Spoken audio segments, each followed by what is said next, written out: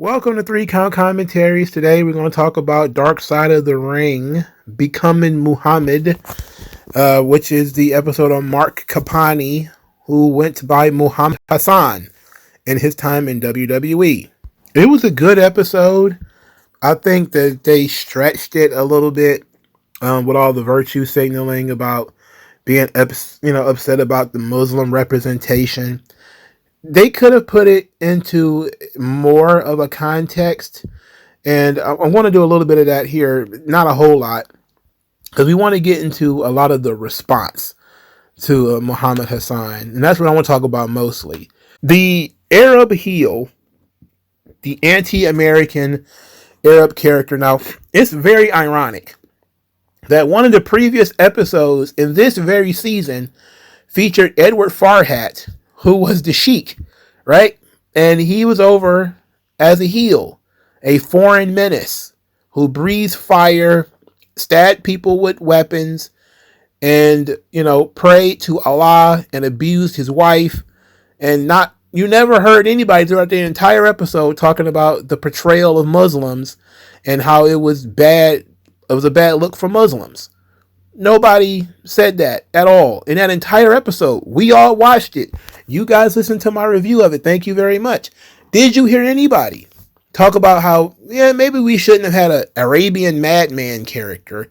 Maybe him abusing his wife was bad for Muslim representation. Nobody said that, right? The character was extremely popular in an area of Detroit that features a lot of Muslims. And he was a heel. And he breathes fire. All right. So then we go from Ed Farhat, who wasn't even the first Sheik, to the Iron Sheik, clearly, Khosrow Vaziri, who was an Olympic wrestler who actually was one of the bodyguards for Saddam Hussein. And the Iron Sheik comes to the United States. He actually is one of the Olympic wrestling coaches for the U.S. AAU wrestling coach before he adopts the Iron Sheik character and becomes a huge star. Next thing you know, Iran, number one, America, hak to, and people love the Iron Sheik, right? The Iron Sheik really struck around the same time as the oil crisis of the 1970s. This was important because this is when Muslims in Arabic countries become very important to America.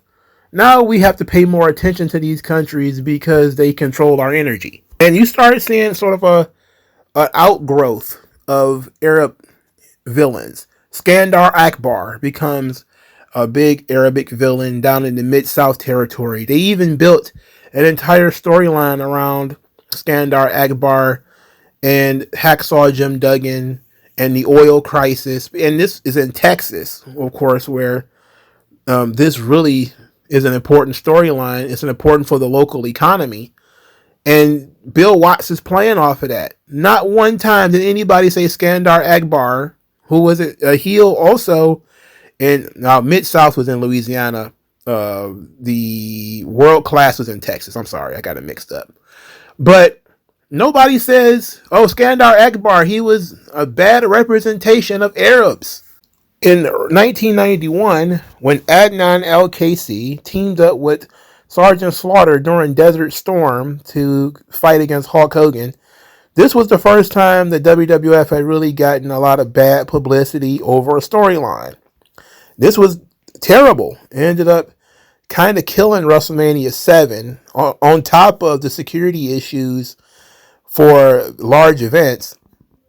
And they kind of got away from the Arab character until about the mid-90s when they had the Sultan. This is when they brought back the Iron Sheik. They put Rikishi in a mask. It was supposed to be Sabu, but it ended up being Rikishi. They put him in a mask, and, he had pointed boots and all that, and he worked as the Sultan. Nobody said anything about Arabs being, negatively stereotyped there, too, and it also was not an Arab. So why is Muhammad Hassan singled out as the worst representation of Arab characters when you have in wrestling a history of not just foreign heels, but Arab foreign heels, not only being used, but being treated like top guys? There's a major Arab foreign heel, technically Persian, when you're talking about the Iron Sheik. And Arab actually is with the original Sheik, Ed Farhat. He is an Arab. Arabs and Persians are two different things, by the way. And when we talk about this character, what makes this character so different from the other iterations of Arab characters, going back almost 100 years before Muhammad Hassan even occurred? Well, let's talk about that as we get there. But first, let's talk about the guy who plays the role. So Mark Capani is 100% Italian from Syracuse, New York. He was in college studying history when he decided he wanted to be a pro wrestler.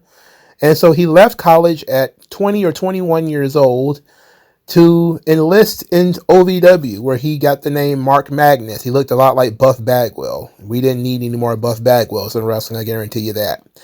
OVW, he tells the story, Jim Cornette tells the story of Muhammad Hassan's early days as Mark Magnus and winning the OVW championship. Then the story for Muhammad Hassan comes up when it's time to call him up to WWE. It's first pitched to Jim Cornette, according to Jim Cornette. And he hears this and he doesn't really like it, but he gives the idea to Capani, who is a little trepidatious, but decides to go with it. There was a different interview that Capani did where he said that he liked the idea of the character of being an Arab. And he didn't necessarily know what he was getting into when he did it, but he thought it would be interesting. They tried the Muhammad Hassan character in OVW for a while, where he played up being a lot like the Sheik, where they did a lot of praying, and, you know, him and Sean Daivari. And we're going to talk about Daivari a little bit here, too, because I think Daivari really makes this thing work. He really makes this thing jump off the page. And he doesn't get a lot of credit. We're going to talk about Daivari a little bit in a minute. But the character hasn't found his voice yet. At this point, he's basically like the Iron Sheik. So they tweak the character. They try to work on it. Then they decide, okay, instead of him being a foreign menace, he's going to be American. He's going to be an American born in Detroit who has been discriminated against and is angry about it and frustrated about it. And that ended up being a very good hook. This is very creative stuff that they're coming up with here. They do the vignettes for the character, which I actually remember. I think Muhammad Hassan was very creative. Now, they did play this very short, you know, kind of off the cuff comment from Ivory, which kind of set the tone. When they talked about Muhammad Hassan debuting the next night on Monday Night Raw, they was talking on Saturday and Sunday Night Heat, and Ivory made a joke about not wanting, I think it was Jonathan Coachman, not to fly because Hassan and Daivari were going to be on Raw the next night. That is just the kind of racially insensitive thing that would have been said in 2000 that most people would have laughed off and not paid too close attention to. But because we're doing a Dark Side of the Ring about racism, then essentially it gets magnified and treated like a bigger deal than it really is. So Muhammad Hassan in the early days is a sympathetic character. Well, they're trying to position him as a sympathetic character because of the things that he's saying, but he has a righteous indignation that's in the character that rubs people the wrong way. It's one thing to say that you're being discriminated against and that you don't think that that's fair. It's another thing to shout at people about how the American troops suck, which doesn't sound very pro-American. How about how everybody is a racist and how they look at them like they're terrorists? Well, nobody likes being labeled and branded a racist for things that they had nothing to do with. So they wanted him to be a heel. The liberals, I don't know how else to put it, thinks that he should be a babyface because he's, you know, fighting against racism. But nobody likes to be lectured or labeled or told what they should think about certain people. Now, in the documentary, they're just assuming that the crowd was racist. They're assuming that because 9/11 was 3 years prior, that everybody hated Muslims. Now, this is where we talk about Sean Davari, because I think Davari made a really good point. And since he is the Persian in the group, he's not an Arab either, he's Persian. He talked about wanting to avoid being an anti-American character. But he says, quote, I didn't want to do the shtick because I thought it was kind of offensive and in poor taste or whatever. But right around the time, the end of 2002 to 2003, some TV shows like The Shield and The Cell or 24 were coming out where they had Middle Eastern people playing the villains of the show. And I figured at that time, okay, if Hollywood's okay with portraying these people as villains, maybe it's okay for me to do it too. And then I started doing the angry Middle Eastern shtick, and it just worked. He continues by saying, that was the thing that got eyeballs on me in the first place. It wouldn't work today. Honestly, I don't think it would work. And he said this in 2019. Okay? So what Davari is telling you is not just, well, everybody hated Muslims because it's 3 years after 9/11. What is also going on is culturally, there's a lot of TV shows involving Muslim villains.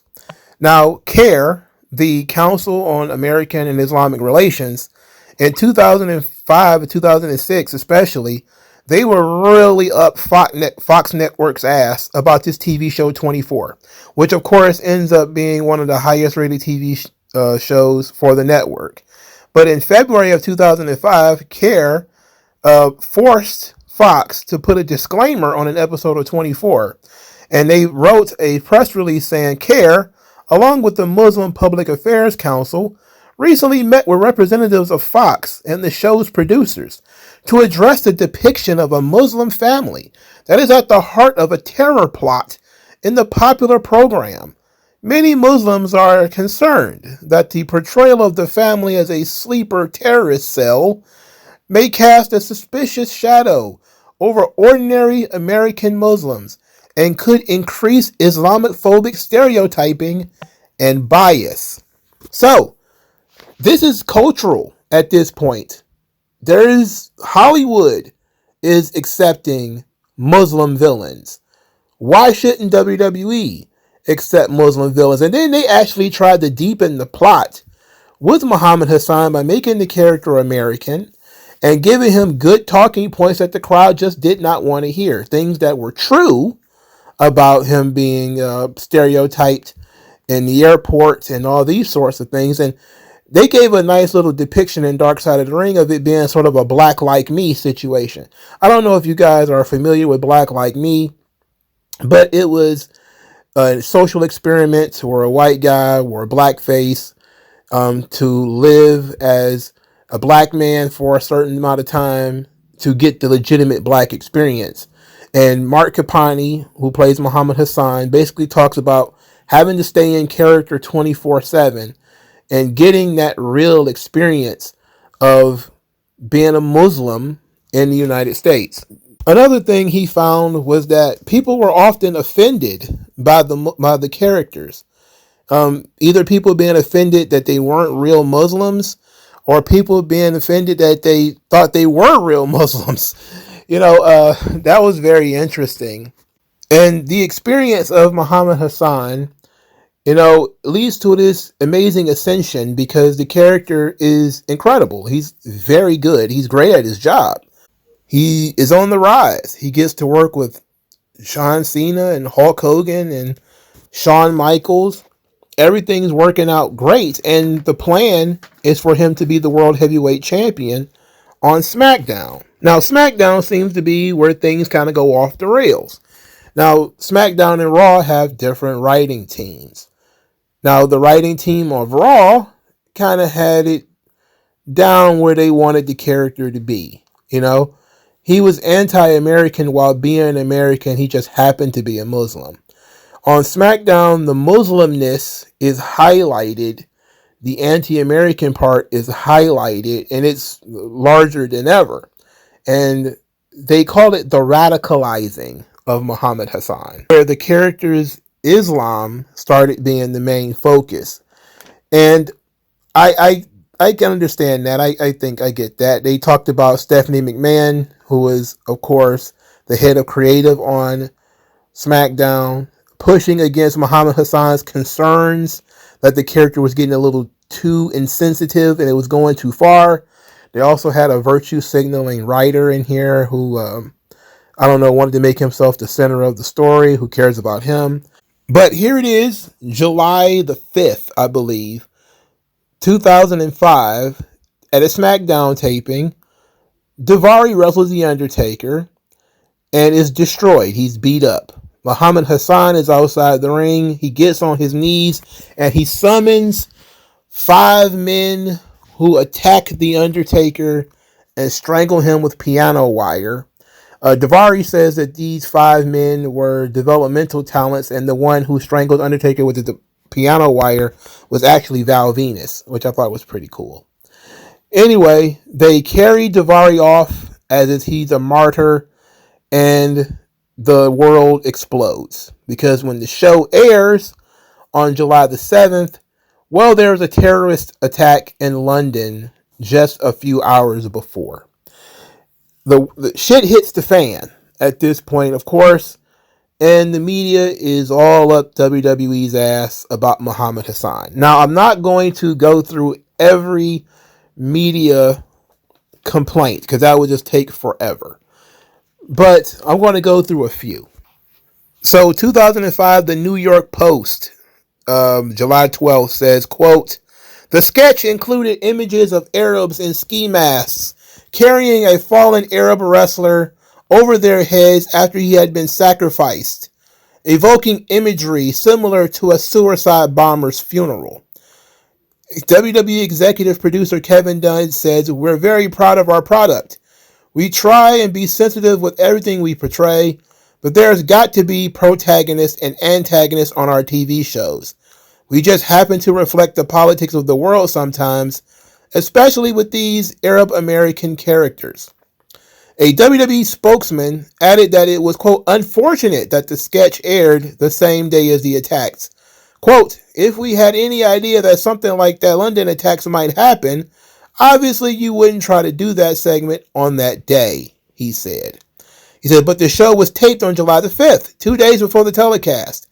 After the bombings took place last Thursday, WWE execs gave broadcasters carrying the show a heads up about the sketch. It was edited out in Europe, but aired on UPN here with a discretionary crawl along the bottom. It says, "In light of today's tragic events in London, parental discretion is advised in tonight's episode." Kevin Dunn says, quote, "We are firmly in the entertainment business, and the plot, as edgy as it might have been, should have been taken as tongue-in-cheek." No, they did not take it as tongue-in-cheek, Kevin Dunn. They did not. So that's the last thing I'm going to actually read. I'm just going to skim the rest of these. So the New York Times in 2005, Gary Davis, the WWE spokesman, says that the timing was terrible and that UPN did not have time to edit the show. B Sky B in England had more time as the show ran later in the week, and they edited the scene out. So if you would want to know why they edited it out in England, it was because the show aired, I think, 3 days later in England. Variety, Gary Davis, WWE spokesman, says, "We feel bad about the timing of the segment and denied that it was even a terrorist attack." Joanna Massey of UPN said that they put disclaimers at the bottom so that families would have an option. In other words, UPN wanted to say, it's a family-friendly show. We're a family-friendly network. We wanted to give you the opportunity to whether you want to see this or not. Of course, they didn't tell you what it was going to be so that you will know to make that decision or not, but thank you. That was also from Variety in 2005.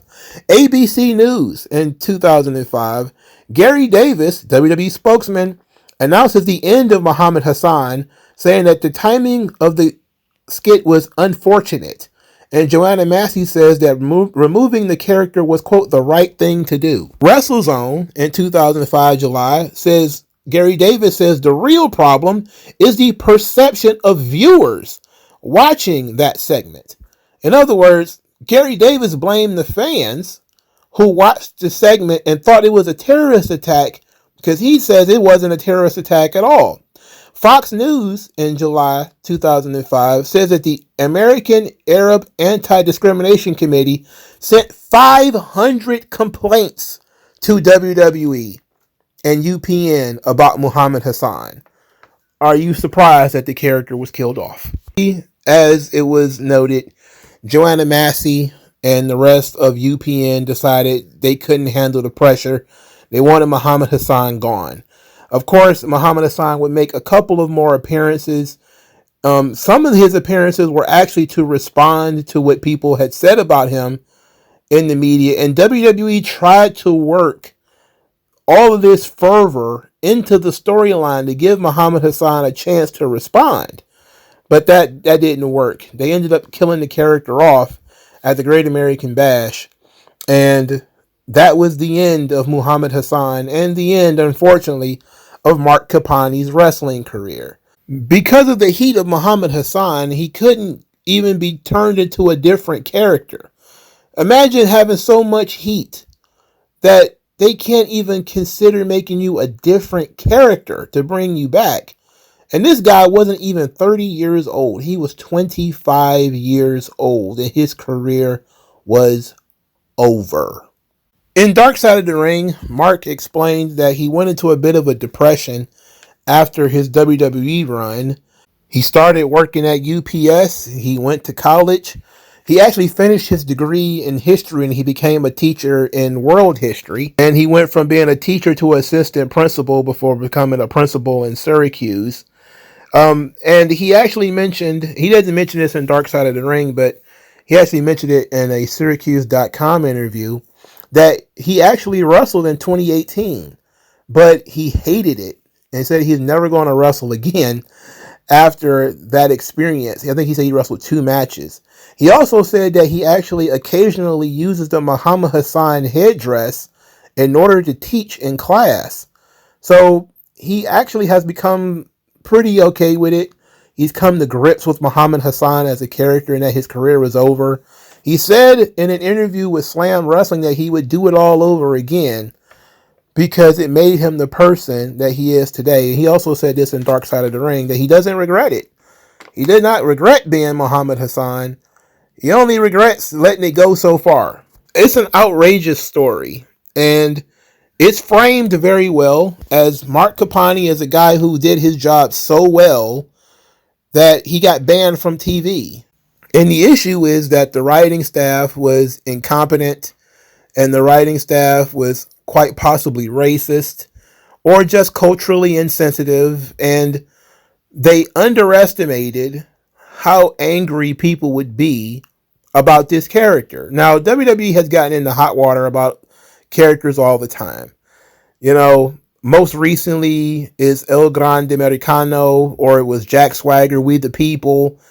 It happens. And WWE usually just tweaks the character when the heat comes in. Goldust was another one. Everybody was upset about Goldust. They tweaked the character so that he'll be less gay, less aggressively homosexual. They also added a female character to make him seem a little bit more heterosexual. You know, when it comes to We the People, they put an immigrant in the gimmick so it wouldn't be considered this sort of fascist, xenophobic gimmick. So, you know, even though Dutch Mantel is sitting in his little cart talking about immigrants, they invite an immigrant into the group. They do these things to sort of soften the target sometimes when Fox News or whoever is on their case. But when it comes to Muhammad Hassan, he had so much heat, and it was coming from so many different directions, that they killed the character off completely. Just completely got rid of him. Mark Kapani should be proud of himself and proud of his depiction of Muhammad Hassan. He did nothing wrong, clearly. WWE made the fatal mistake of radicalizing the character too fast, and it was, unfortunately, a timing issue. WWE spokesman Gary Davis mentioned that in multiple different interviews with all these different mainstream media outlets, that basically we wouldn't be talking about this if it had not happened the same day as the London bombings. We wouldn't even be talking about it. It'd be just another wrestling angle where one guy jumps another guy. But because it happened on this date, at this time, it ended up being a big deal. And it's very unfortunate that it happened to Mark this way. And it's also very unfortunate for Mark that WWE could not withstand the pressure from UPN and sponsors and the mainstream media and all of the civil rights groups that Muslims have that most people didn't know that they had. And I have some excerpts that might be interesting from such groups. Ahmad Hamad, from the Michigan Regional Director of the Arab American Anti-Discrimination Committee, says that he first became aware of the Muhammad Hassan character when his 11-year-old daughter pulled him into the family room to catch a segment on TV, said that the image of angry Arabs is dangerous. You can't even show angry Arabs on TV. He said, this image of a man who is screaming, yelling, pretending to be an angry Arab American Muslim is full of hatred.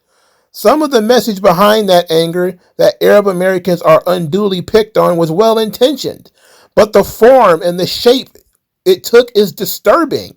It does not reflect the rich diversity that we pride ourselves with as a nation of immigrants and Americans. Another person from the American Arab Anti-Discrimination Committee says, quote, the character deals with a very sensitive issue. However, he does so in a context that is violent, that is turning his back on America. Another individual from the American Arab Anti-Discrimination Committee, Layla Al-Khatami, she's the communications director. She said, you in no way feel for him. The way he gets so worked up, it seems to reinforce the idea that Arab Americans are somehow different than other Americans. Mark should definitely take pride in the fact that his character got over so well that 500 letters, hundreds of letters, were sent to WWE and UPN that he was so good at his job, he couldn't do it anymore. This episode of Dark Side of the Ring did a good job of highlighting Mark Kapanen, did a good job of telling his story, making him a sympathetic figure, that he was basically just a guy doing his job, and he did so very well. Obviously, there were going to be your virtue signalers in here. This is Dark Side of the Ring. It's a Vice product, it's to be expected. But WWE, they never fully moved away. Almost 10 years later, they had Rusev, the Russian national hero, flying the Russian flag, ripping down the American flag, supporting Vladimir Putin. So Vince McMahon doesn't learn his lesson when it comes to radical, over-the-top heels. And I'm going to miss this genre of pro wrestler because it's gone now. This genre of pro wrestler doesn't exist anymore. Muhammad Hassan was the last of his kind.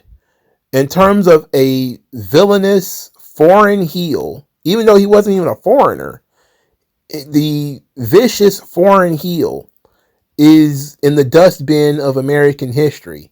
Society is too liberal, it's too soft, it's too sensitive, too politically correct for anything truly fun to actually occur anymore. Wrestling is bland because everything is offensive to somebody, and there's always a group there to complain. I started this video talking about a gimmick that will no longer exist anymore. You won't see any more Muhammad Hassans. You won't see any more Iron Sheiks. You're not going to see any more Sheiks.